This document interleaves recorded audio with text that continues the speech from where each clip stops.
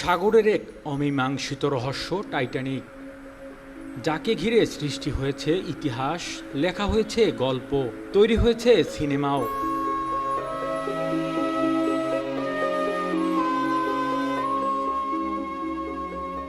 কিন্তু সাগরের গভীরে ডুবে যাওয়ার ১০০ বছর পরও টাইটানিকের ধ্বংসাবশেষ তোলা যায়নি এখনো।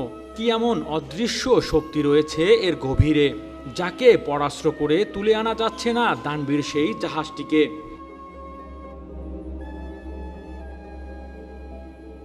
১৯১১ সালের ৩১শে মে টাইটানিক প্রথম সমুদ্রে ভাসানো হয়, আর সে দৃশ্য দেখতে সেই সময় প্রায় লক্ষ মানুষ জড়ো হয়েছিল। এর এক বছর পর ১৯১২ সালে ১০ এপ্রিল ক্যাপ্টেন এডওয়ার্ড জনের নেতৃত্বে সাউদাম্পটন থেকে নিউ ইয়র্কের উদ্দেশ্যে রওনা হয়েছিল টাইটানিক। তার ঠিক ৪ দিন পর ১৫ এপ্রিল আটলান্টিক মহাসাগরে রহস্যজনকভাবে ডুবে যায় টাইটানিক। আর এ দুর্ঘটনায় জাহাজের ক্রু ও যাত্রীসহ প্রাণ হারায় প্রায় ১৫০০ জন।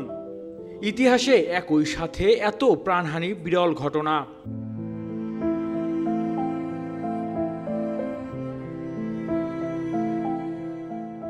জাহাজটি আশ্চর্যজনকভাবে ডুবে যাওয়ার পেরিয়েছে ১১২ বছর।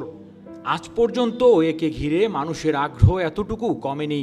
কিভাবে ডুবেছে, কেন ডুবেছে, তা হয়তো এখন আর রহস্য নেই। তবে প্রশ্ন থেকে যায়, টাইটানিক ডুবে যাওয়ার এত বছর পেরোলেও কেন সমুদ্র থেকে আজও তোলা যায়নি টাইটানিককে? টাইটানিক ইজ আনসিঙ্কেবল, অর্থাৎ টাইটানিক কখনো ডুববে না।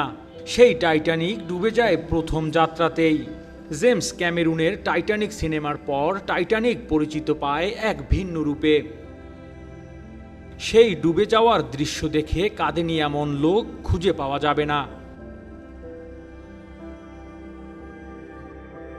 টাইটানিক ডুবার ৭৩ বছর পর্যন্ত কেউ জানতই না টাইটানিক কোথায় আছে আর কি অবস্থায় আছে।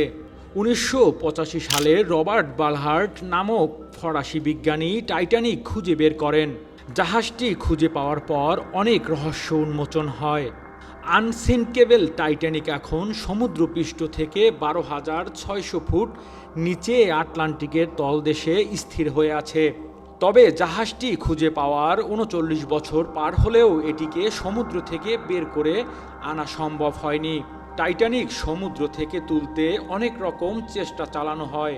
সাধারণ পদ্ধতিতে সমুদ্রের নিচ থেকে যেভাবে জাহাজ বের করে আনা হয়, টাইটানিক সেভাবে বের করা সম্ভব নয়। Metro TV desk report.